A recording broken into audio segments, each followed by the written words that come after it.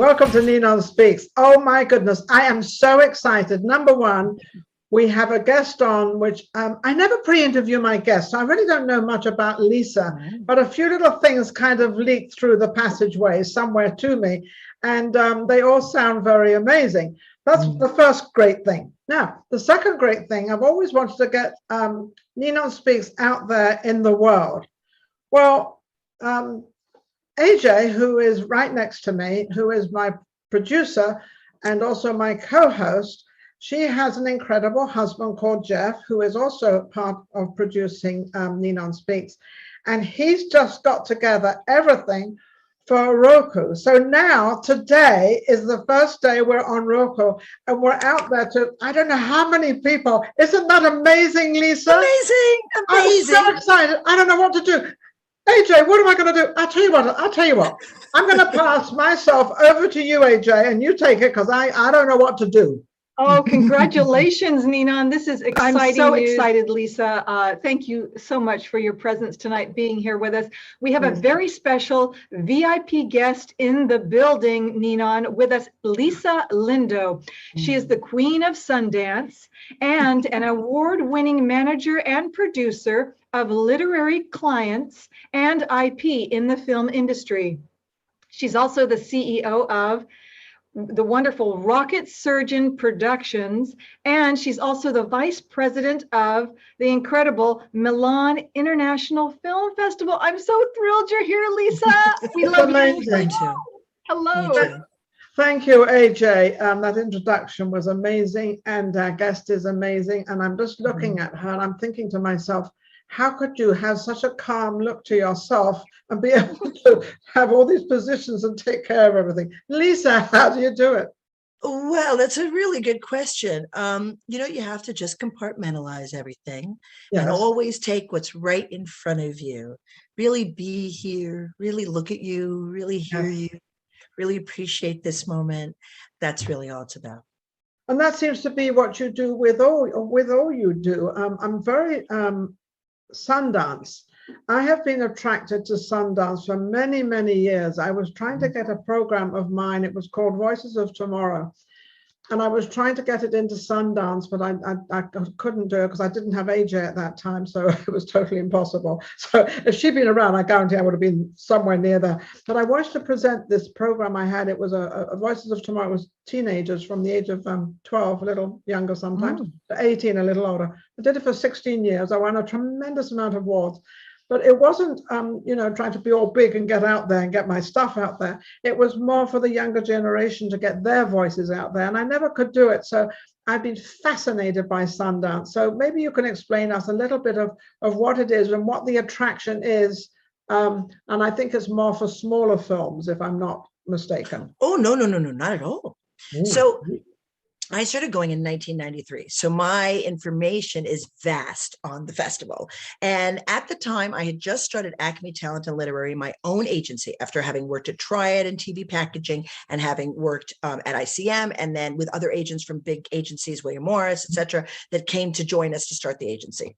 And the first year I went, it was very, very different. The streets rolled up at 10 p.m. People had parties in their condos, but it was nothing like COVID. Yeah, right. But even just comparing it to pre-COVID, I mean, now hundreds of thousands of people descend. It is packed. It's almost like a festival. And from back then until now, there were many years where there were satellite events. And it sounds like what you're talking about, what you'd like to do, is a satellite event. So there's a main street where a lot of all the normal part of the year, the festival is actually spread out over many cities, but in the town of Park City, which is the main hub, on Main Street, there'll be an art gallery and a fur store and a ski, whatever, and all those stores disappear. And they change their shingles and they become a YouTube lounge or an Amazon Prime lounge or all different kinds of, places for different people. And I have over the years helped different brands and panels and IP find a home on that main street as satellite events during the festival. So I'd be happy to be supportive in that anyway. And I think that's fantastic. I have lots of friends that run really good lounges up and down the street. Now, of course, COVID just blew it all up. Yeah, and so this that next got year, wrecked. yeah, right. It blew my mind for sure, right? Everything that all my plans were blown up. But this next year it's going to be live and virtual.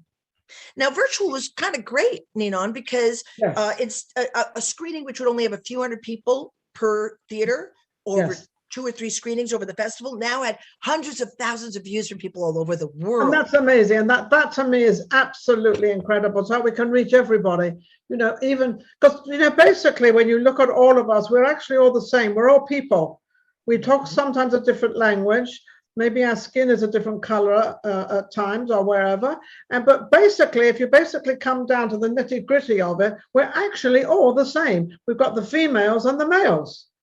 What's interesting about that is traditionally, even though we're all the same, and even though if you look at the stories of Shakespeare, like every story's been told, right? There's man loves a woman loves a man kills a mother. There's only so many versions. The Bible pretty much covered it, right? There's only so many versions of every way you can tell a story, and it's just the technique you use and how you deliver that story. So at Sundance, it's not so much that they're smaller films, but they are generally independent films. Yes, that's probably not the word I meant properly. Right, because some of the biggest stars are in them.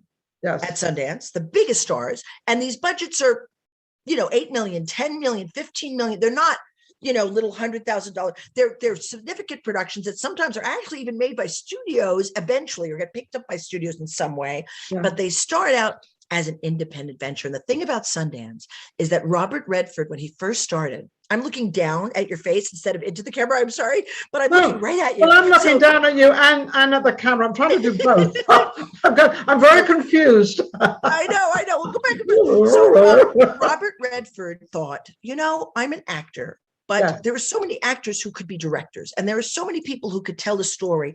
And if they could just go to nature, maybe they would have an opportunity to really think out the way they want to tell the story instead of being in the what we think of as Hollywood and networking and also never being able to really get in. There's always this sort of the fight to get into Hollywood. That's a battle in itself. Yeah, or a woman simply trying to be just an actress, right? So they gave an opportunity where they created these Sundance labs where people will come in with a concept and they'll train them all the way through the process. They'll surround them with experts in the field. And then those people become alumni of the labs and quite often then are completely supported by the system and get into the festival, depending on the project. And the films at Sundance, and at lots of festivals, but specifically at Sundance, tend to handle difficult material that wouldn't just get picked up by a studio. So I think they're identified more. And really, the only reason I'm called the Queen of Sundance is because I know where all the parties are. So shouldn't be that impressive. I'm going to call if I need to go to a party.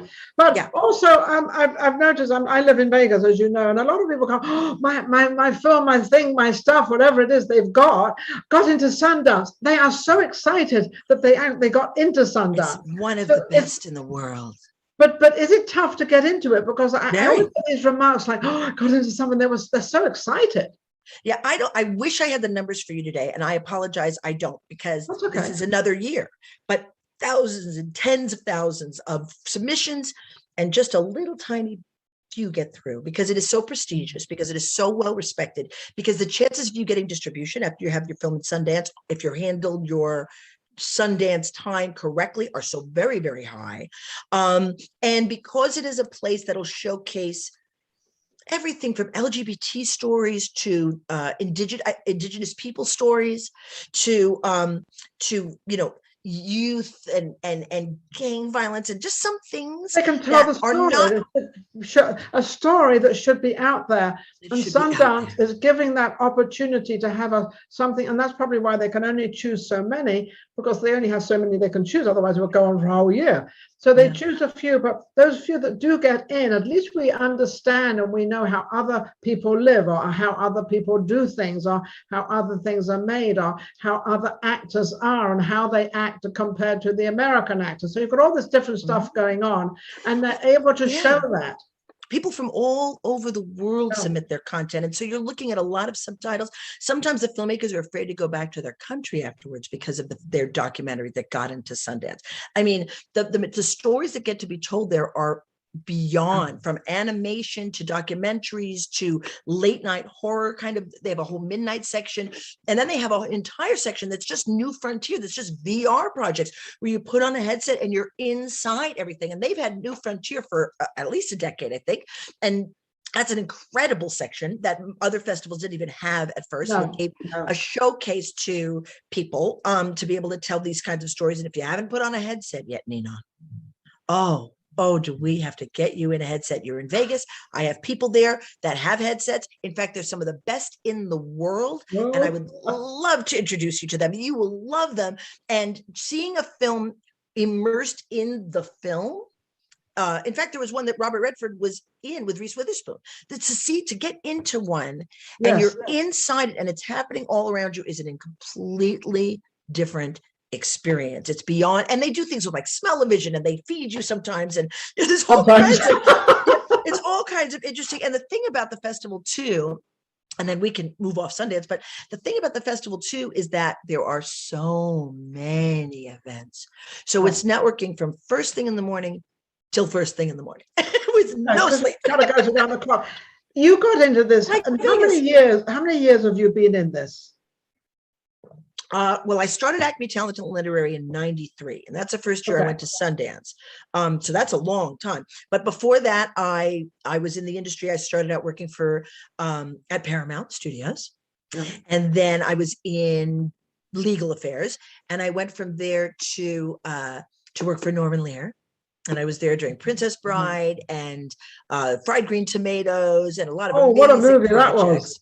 Yeah. And Marta Kaufman and David Crane worked there because at the time, Norman Lear was in charge of a massive amount of the industry. He was the largest owner of magazines having to do with the entertainment industry. He owned Act 3 theaters. He had offices in London and New York and LA and Toronto and Nashville. He had Act 3 Music. He had Act 3 Publishing, Act 3 Films, Act 3 Television, and Marta Kaufman and David Crane were part of an entire floor of TV writers that worked there for him. And that's where they created Dream On and then Friends.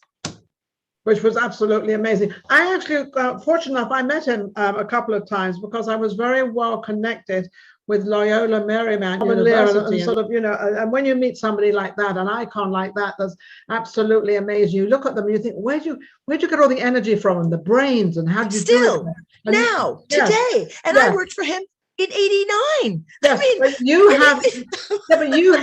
you have the same thing. You are actually putting yourself in that same, because you're in an arena and you've got it very well covered, and you know exactly what you're doing at every minute of the day, I would imagine. But also, you enjoy it, you love it, you kind of thrive for this. Yes, really speaking of, I planned Norman Lear's birthday, by the way. I'm sorry? I planned Norman's birthday when I was there, and I got the Suzuki Youth Orchestra to play for his birthday, to play Happy Birthday. And if you've never heard the Suzuki Youth Orchestra, the little kids are literally, they learn almost by sound, and they're told, if you don't have it ready, just put the violin under your arm and stand there anyway. And it was so adorable. They played Happy Birthday for him. It was the cutest thing you've ever seen in your entire life. All right, AJ, you were going to say something, and I think go ahead, AJ. It's fine. Thank you so much, Lisa. I really appreciate that. I did want to say, Lisa, speaking of amazing things, Lisa has an amazing giveaway that will drop you into the battle for Forever Universe. Over to you, Lisa. Lisa, what is this? All right. So I used to be a big deal agent. But these days, I'm a manager, and I represent authors and screenwriters and intellectual properties and companies and guide them through whatever it is they want to do. And my partner in Rocket Search and Productions is also my long-term client. I've known him since the 90s. When I had Acme Talent and Literary, when I first joked, I had so many sales of his in 1 year, 6 figures, 6 figures, 6 figures, 7 figures, that he joked that my company was actually Acme Talent and Ed. So he has a series of books out now. They are called the Battle for Forever series. The first book is Alexander X, and the second book is Ancient Among Us, and they're both narrated by the great and powerful Will Wheaton. So they are bestsellers and award winners, and the third book is on its way to hitting the market. So today, if someone goes to battleforforever.com, and they sign up for free, not only do they get a free novella email to them that is, and that's it. All you're going to get from us are actual content. A novella that sits in the universe that is a standalone novella, but I am giving away five copies of the audiobook to anybody who signs up to the first 5 people that sign up to the website and follow the author on Twitter. The author is Edward Savio. Edward, AEDWARD, SAVIO. And if you simply tag him in a tweet or DM him and say, hey, I signed up on the website. I was listening to Lisa on NinonSpeaks. I would love my Alexander X copy. Well, the first 5 will get a free. We can help you even more with that, AJ. Absolutely. If you send us something, a poster or something, you can send AJ, and we'll put it up on our Facebook, and we'll put it on Instagram. We can put this up on everywhere. Little advertising. We'll give you the book cover. Whatever you want, but as long as they can go to, as long as in that is where they can go to. Absolutely, I'll give you all the data. But give that, give the photo, and we'll put it out there for you. Absolutely. And they will love it. We are entertaining conversations about developing it into another medium as well. So people really, really do. Oh, we'd love to do that for you. That's what we do. You know, we try to help people. So now we know what we can do for you. We can actually help you. I love that. What I was going to ask you, Lisa, is what are you doing now? What is your project? You're sitting there on our show, and you're surrounded by a lot of stuff to do. What exactly are you putting together right now? What is going through your head that you know, with the COVID and everything going on and everything happening, and now you've got all this time, and you because I know you have a project. I know you have something. What is it?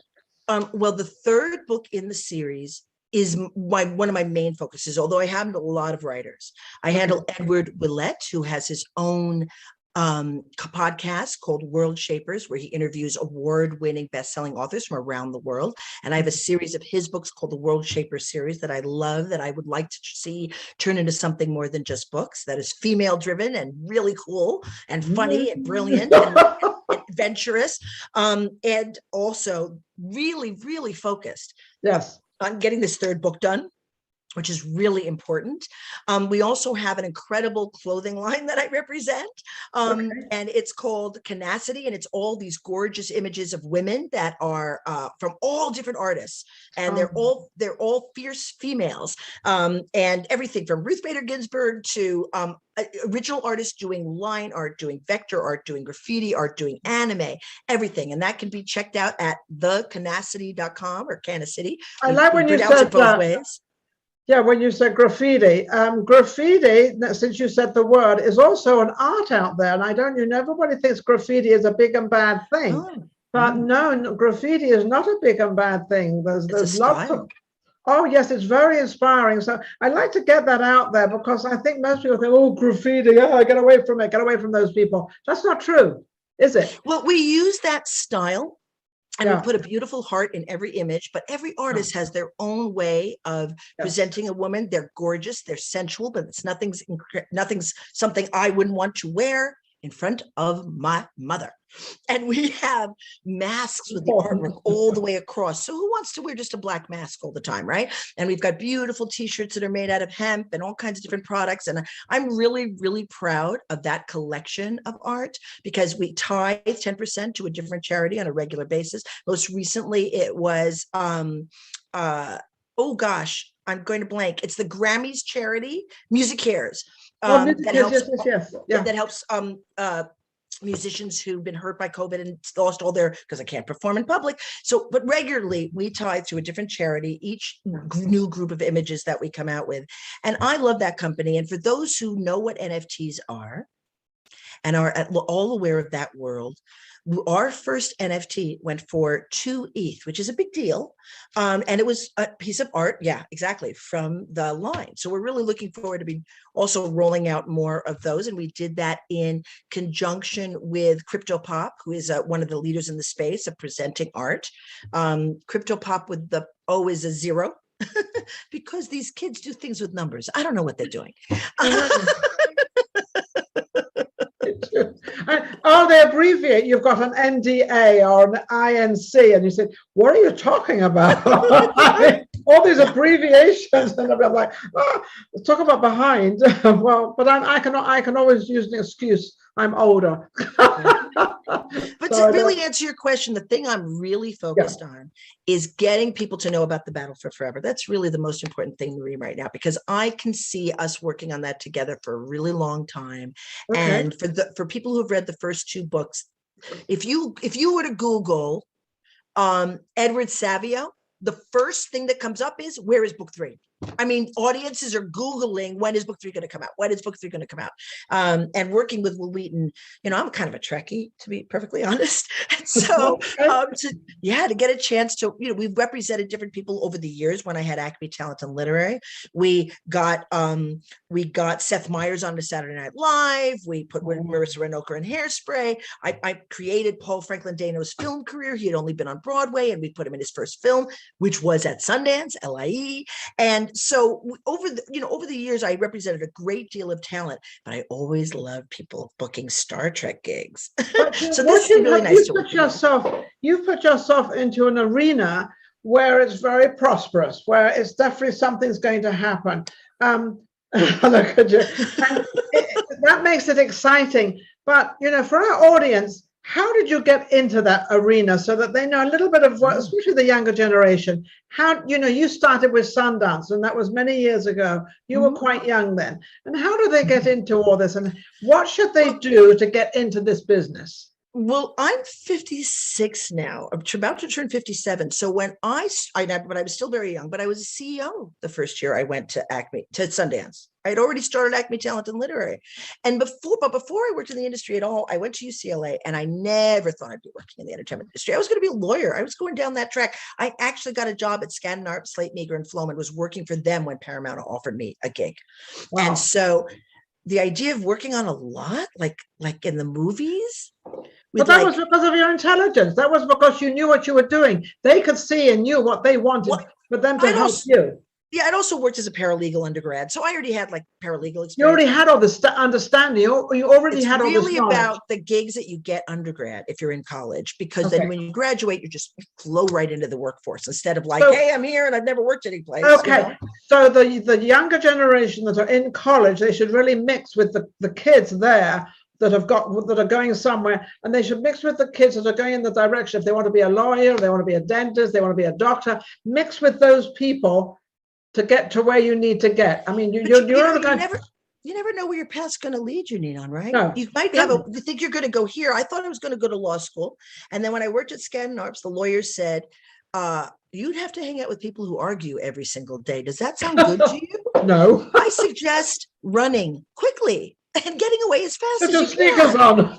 Yeah. So I took their advice, and also the idea of just being on the campus of a studio with like Klingons walking around, because they were literally shooting a Star Trek film, and like the commissary full of actors, just like in those movies I saw growing up. I was like, wow, I can't believe it. And I would take this route so that I would see the Paramount gates. I would take this drive so that you saw it all the way on the road to drive into the front gate, even though it's amazing. I've been on Paramount.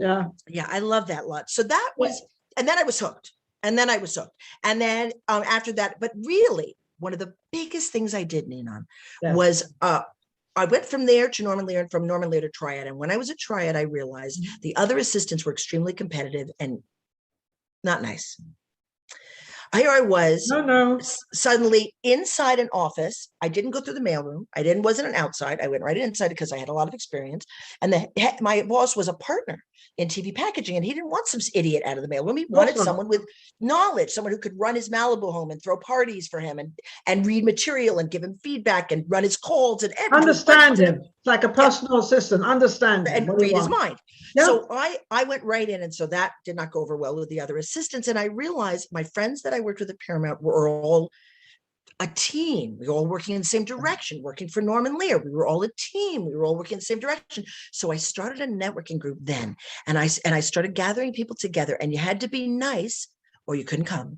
You had to believe in responsible programming and making a difference in the entertainment industry. That was our creed. And I would have a sit-down dinner for between 80 and 100 people every month. We had more than 600 members, and I rotated the list. And the first time I was in the trades, it was about networking groups, talked about this one, and then 2 columns about me in Variety, because it was all about the quality. And I'm responsible for marriages. I'm responsible for mergers, because if you put a bunch of really smart, great people together and they're also really nice, and we were that age, it's all going to happen. So networking. Yes. Networking and creating your tribe of the kindest people, the smartest people, gathering people close, whether you're meeting on Zooms regularly or in person when that's smart. Yes. That's the real secret sauce. That's why Sundance is so attractive. And also dive into what you just gave to the younger generation out there. You know, sometimes you're going up a path, as you said, to be a lawyer, and all of a sudden you take a right swing and like, oh, I really like this. You did, but you still kept what you were doing though. You still needed your legal stuff. You still needed all that. You still all the time. Yes, I use it all the time. I know you do, because you have to, number one. But number two is that you know the answer. I mean, yes. Somebody can be talking to you and you turn around, well, I know the answer to that one. AJ, did you want to ask a question? I just wanted to say thank you so much to Lisa Lindo. She is our special VIP star celebrity guest here of the film and film festival industry and in Hollywood. And I love how you shared the beautiful philosophy of the, you know, that great energy, the good vibes, positiveness. And Ninon, I'm sorry, we have to wrap it up, but I just want to thank you, Queen. You are just absolutely beautiful, Lisa. Ninon, take it away. Okay, well, let me thank Lisa, you are amazing, a tremendous amount of knowledge, but I wouldn't have expected anything else from you anyway, because of what I've heard about you, and you live right up to it. You're amazing. But also, Lisa is a very hard worker. She's very concentrated on what she's doing, and she's very forthgoing, and she knows where she's going, what she's doing. So that's the game to play. Know where you're going, and be honest, be truthful, and do your job. Don't shove papers around. I want to thank all our audience out there, but don't forget Roku. Oh my goodness, I'm elated. We're absolutely amazing. We're all over the world now, AJ, and that's because of Jeff and AJ and the whole team. Lisa, thank you so much for coming on. You've just given such a great story, and thank you so much for coming on. I look forward to meeting you in person in Vegas one day. Or we will, definitely. Sundance. Yeah, the Sundance. There you go. I love it. I'll make sure AJ's in town too. Mm-hmm. Yeah.